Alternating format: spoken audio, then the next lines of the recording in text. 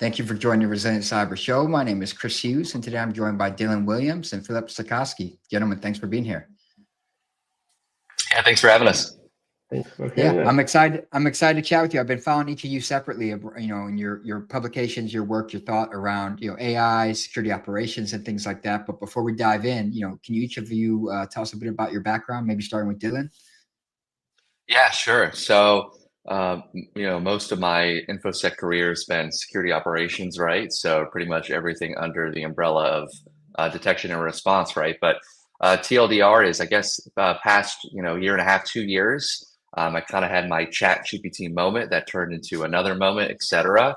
And I've been building around LLMs primarily in the security domain, right? So that's where I'm at now. So 1 foot in the AI world, 1 foot in the cyber world. It's pretty interesting. Good place to be right now, many would say. So how about you, Filip? Yeah, so similar, I've been in the cybersec space for over 15 years now. Started as SecOps and moved through the ranks through the years. So did incident response for a long time, security engineering, threat intelligence, and yes, for the past 8 months now, I'm at Sneak leading their SIEM and detection engineering and automation.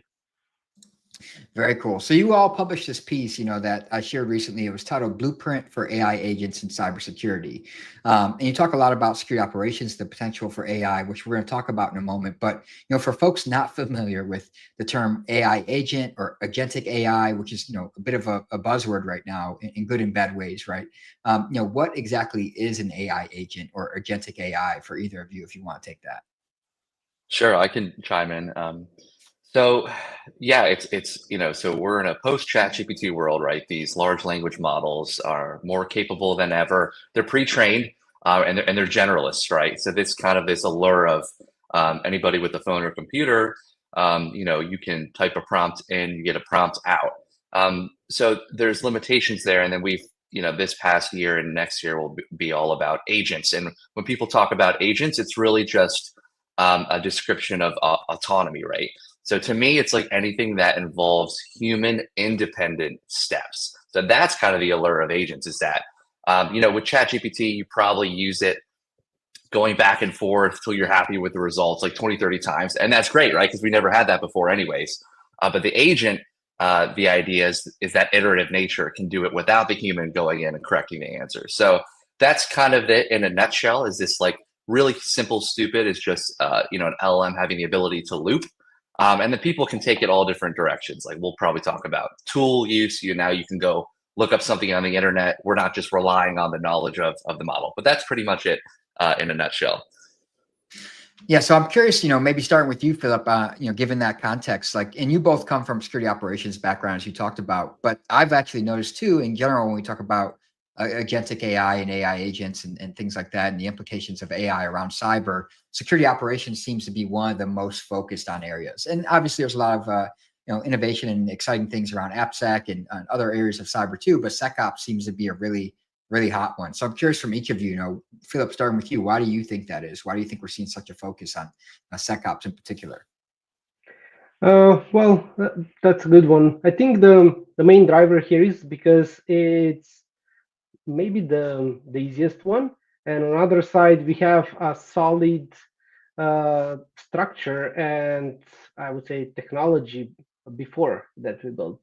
So all the SOAR stuff, hyper automation that appeared before, those are the bases. So it was all like building custom automations, and now we can let the AI take it further. So rather than building it ourselves, we can use the AI prompts to build automated workflows for us, and then take it a step further. Those automations talk to another agent where they're doing some additional tasks.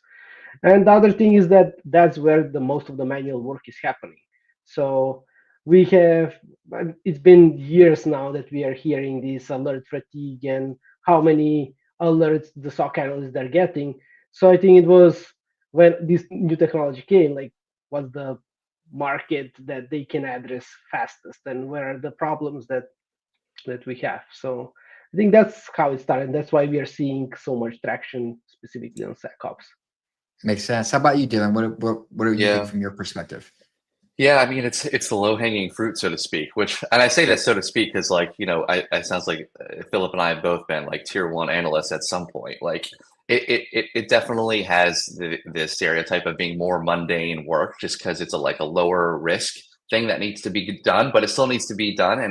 But I think the main reason is from purely from a risk impact perspective. Like, um, you know, humans miss triage alerts all the time. Like, it happens, right? So let's throw the AI at that problem first. So I think logically that's what people are most comfortable with. It's also the best place to kind of start kicking the tires on this thing, right? We don't go right to full defer has been called in. Let's use the AI to write up the expert testimony report for the, so stuff like that. But I think that's it. Yeah.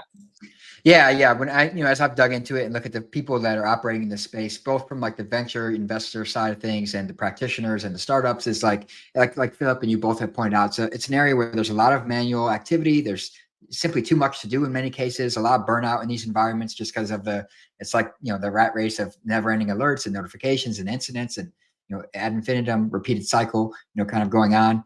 And the environments are incredibly complex. There's a lot of data. So it's a good use case, in my opinion, I think. And I think it's why we're seeing so much focus there.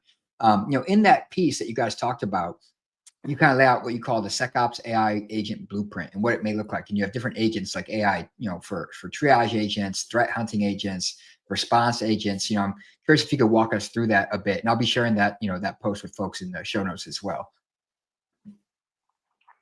Sure. I think how we came with the idea, it was that we shouldn't let first the AI or the AI agent do everything from end to end, and you just let it be and you see what happens. Because same like with automation, you have one wrong thing, one wrong if-else statement, and it's a domino effect. Like it can like, let's say, quarantine all your endpoints just because you did something wrong. And the same can happen with AI agents. Um, and how I think we are seeing this is more that you should separate the tasks that you want the AI or specifically AI agents to tackle. You shouldn't like concentrate on just enrichment and build AI agents structure around all those enrichments for IOCs or assets or identities or so on. And then you take it each step further. Something else that I don't know how well we stressed is that you should include the human element in between. So don't just let that loop that we have between the agents go one to another to just push the next action. Have a like fail safe. Put the human in between just to make sure that yes, now we can take the next action and do threat hunting. Take the next action and do instant response. Now I'll leave to Dylan as well to chime in here.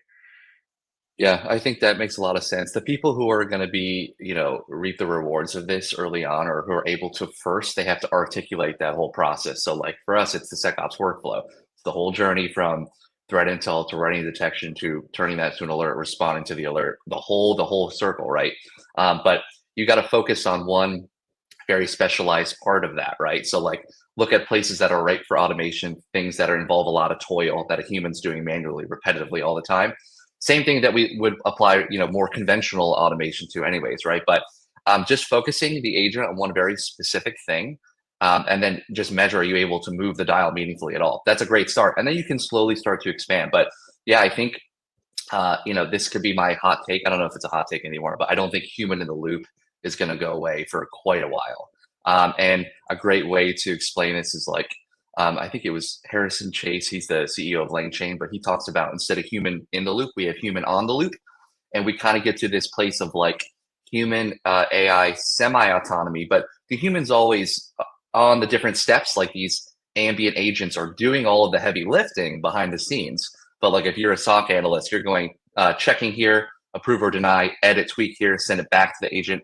That's kind of the world I think we're going to start pushing to. But all of the use cases that we carved out, I think will play very well for each of these things. Yeah. Yeah, I think it was Brandon Dixon. I recently shared he had wrote this kind of what is it, Agentic AI security market map, and he talks about different vendors. And in there, he had this diagram that showed like kind of like from no autonomy to partial autonomy to fully autonomous, and different types of tools and use cases. And I suspect we'll probably see like a spectrum of that across organizations, depending on their environments, their complexity, the talent they have in place, the tools, all those kind of things that are at play. And you guys had also talked about in your piece, you talked about different, I think it was multi-agentic kind of architectures. I'm curious if one of you guys can touch on that, like some examples of, what those are and what those may look like. Because as you're talking about, you're going to have different AI agents focused on different tasks, and they need to, work in unison as kind of a coherent, cohesive platform or solution. Yeah, like it's crazy because stuff is changing so rapidly every day. Best practices, design patterns for agents in particular are still changing.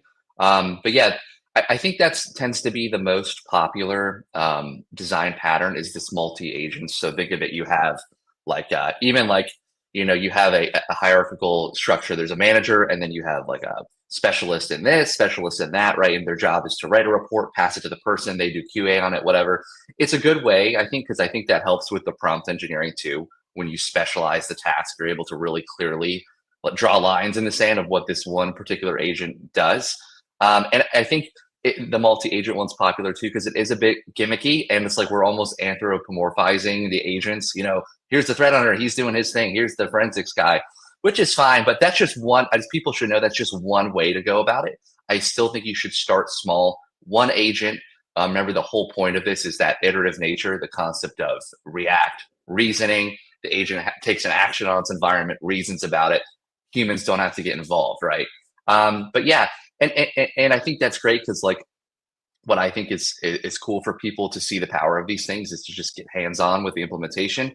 A lot of the more turnkey frameworks out there use that multi-agent design pattern, but there's several, right? So yeah, I think like many, I'm excited about the potential here, and Philip, I'm curious your perspective here too. Is I'm excited about the opportunity of these autonomous agents and the ability to automate a lot of things and streamline kind of manual, historical, burdensome activities and be more effective from a security perspective. But also something I've been thinking about is like the OWASP LLM top 10, the one that just came out, they had in there, one of the risks was excessive autonomy. And I think about these agents and their permissions, their access, their identities, what they can or can't do, and how this can be used good or bad, depending on the interaction of who's doing what, from a malicious actor perspective or the organization's perspective.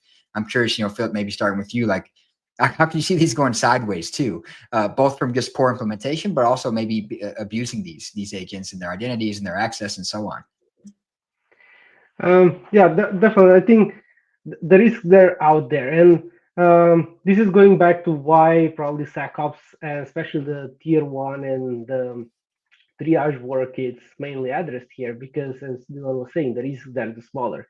There, you wouldn't grant an agent excessive rights. They wouldn't have an admin right to your threat intel platform or to your EDR because they're doing mainly enrichment. So then you're limiting what they can do, and you're reducing or eliminating some of the risks there. As we go on as we can see those like tier 3 or response agents, we see less of those, and that's another reason because we don't have the right controls. I think this is not just about how we secure AI and agent. It was the same thing with automation. I mean, there were a lot that it's just convenient, and they'll create an admin API key or service account that have access to their full EDR, and they were the same risks. Now that you have as exposed maybe prompts or those prompts that are exposed through API or something that they can cause some additional damage. I think the whole concept or the architecture is really similar to what we had before. It's just yes another tool that we're adding now in our stack, and we need to put the right guardrails around it. yeah, I think to add to that, I think a great way to think about it too. Yeah, it's nothing new in the capacity of privilege access management. Like the people who design the agents, like keep in mind really constrained functions, right? That's why you want to start with really focused, specialized tasks. But yeah, if you just think of the agents too as like almost just another teammate or an intern or a junior analyst. It's like, are you going to trust the junior analyst to do these more risky mutating tasks. I don't know, maybe you will, but that's things just to keep in mind. I don't think that's anything new. Yeah. Yeah, I think it's goes back to your point about the human on the loop. Is there still needs to be someone kind of watching what's happening in these environments? What are the agents doing? What are they interacting with? Does something seem anomalous or strange? That kind of governance and oversight is still going to be key. From someone on the team, from a human perspective. So I'm curious from both of you guys spend a lot of time thinking about this, writing about this, talking about this space. What is kind of the state of adoption and implementation of this stuff? I've seen a lot of investments and startups, and we don't have to name any particular companies and stuff, but just, what do you see as you look at both startups and things that are playing this space, trying to innovate, and then also on actual implementation and organizations trying to move out on using some of these technologies? Feel free to start if you want. Yeah, Philip, you want to go ahead? Yes. Yeah. I think we are still at the beginning of the adoption cycle here. So all this technology appears still. I think a lot there they don't understand what these vendors actually do. Some of the enrichment stuff that we are seeing now, like most of the threat intelligence platforms, they have been doing them for many years. So it's not something, it's just putting different name to it. So that's from some of the confusion where it comes. And I think it will take us some time to just to understand how the technology works and where we can best put it. Do we put it just on top of our SIEM? Do we connect it to maybe directly to our EDR or our email protection? And the whole architecture and where it fits the best, I think that's what we will figure out probably in the next 6 months. And after that, we will start to see more and more enterprises adopting these technologies. I think still we're at the evaluation stage, and it might last for 1 or 2 quarters. Yeah, I think that I would put it into three buckets, three differentiators here. And even if we just want to keep it in AI for security in general, or AI SOC, but one is going to be UI UX. I think that's going to be critical, because whoever can one, be the domain expert, understand for that particular org, how is this person doing their job, and then making a cohesive way for the AI to do the heavy lifting in there. That's one. The second's just going to be benchmarks, evals, like who's giving the best results, and show me. Can you plug in your AI system and triage to the same efficacy as my human teammates, retro a year, or even better, and find stuff who's going to be the best. What was the third I was going to add? And the third is going to be, I'll come back to that if I think of it, but yeah, I think those are going to be pretty, explainable AI. Yeah, we talk about this whole black box thing. It's the people who are going to have transparent and explainable AI. People want to see, just like you go to a junior analyst, malicious or benign, but show me your work, right? It's giving the person the option to open it up, see how it came to its conclusion. I think that's going to be a huge differentiator. Yeah, I think a couple things you said there really jump out to me is if I'm a purchaser or a security leader, CISO, whomever, looking at these technologies and potentially adopting and implementing them, is first off show me what you can do. There's a lot of talk, it's slide decks and hype, kind of vaporware out there. Show me in a real environment what you can do, and not in a tailored demo, that kind of thing. And then also, like you said, kind of let's bring it in. Let's kind of benchmark it against my team right now, our capabilities, and how is it performing? Because that's going to really show you hey, is it worth the investment, or is it just it sounds very exciting, but it's not quite there yet. And I think that's going to be really a critical point for organizations adopting these technologies to consider. So as we come to the end of the show, a question for each of you: as you look at this space around agentic AI and security operations in particular, what are some things that you say in the next, say, 6 to 12 months you're most excited about, and things that you think could maybe delay some of the excitement and maybe temper some of that excitement among the industry? Maybe Philip, if you want to go first. Sure. So what I'm really excited is to see how we can arrive to a point where we have this investigation part automated with AI, in other words. I think that's because doing the tier 1 is just pushing more work to tier 2, and then if you're putting this in tier level, or let's say triage, it's pushing more work to our investigation. It's just as we're learning more of how this technology works and how we can better implement it, to arrive to the point that we can actually use AI for investigation. So going in depth, doing threat hunting, analyzing logs, doing timeline analysis, things like that. So I think that's what I'm really excited to see, like what's the next step and how we will arrive to that one. On the other side, yeah, it's the whole thing that we have, the approach that we have, like plug and play now, which is you take this tool and you just put it on top of your detections and it should work. I think if we go that way, the whole evolution of this technology, it will just stop at one point. It'll be like, well, this is just, I cannot customize it. I cannot make it tailored for my environment. And that's us as practitioner, we always wanted. Is like, I want a tool that I can fully customize. Now it's really easy because your return on investment, you can see it right away when you have a plug and play tool. But then after 1 year, you're like, I have 50 detections that I don't have any AI, and like, I didn't do a great job of implementing the specific technology. So yeah, that's my Yeah, yeah. I think, yeah, it's the barrier to entry was lowered dramatically with just like ChatGPT, right? And as this core technology, the LLM, gets implemented in all these different things, the barrier to entry is going to be lowered for all of the following things, right? So I think that's going to keep happening. It's great, but LLMs are still a nightmare to work with sometimes, and I think people still need to figure out how to get something as complex as an agent into an enterprise that works at a scale that's consistent, quality wise, and all these things. It's a lot of variables because we're building around a non-deterministic system, right? But yeah, I think once that's hashed out, the future is going to be pretty incredible, right? I think it's going to be interesting. I'm looking at as like, make your whole team power users, like make 2 or 3 people the equivalent of 5 to 10. I think that's a really logical, natural progression as we see these tools come in, right? Yeah, I agree with you. I think it's going to be much more of a force multiplier than it is necessarily a replacement, right, for the team and the resources and the staffing, which is a great thing given the workforce challenges that we have in cyber in terms of recruitment, retention, especially in areas like the SOC, which can be high demand and a high strong burnout type environment too. So yeah, really awesome perspectives from both of you, Dylan and Filip. I recommend folks follow you each on LinkedIn. I'll be sharing their profiles and some of the articles that they've published and resources that they put out there. And thank you both for joining me, and thanks to everyone who tuned in as well. Thank you for having us. Thanks, Chris. Absolutely. Take care. Bye.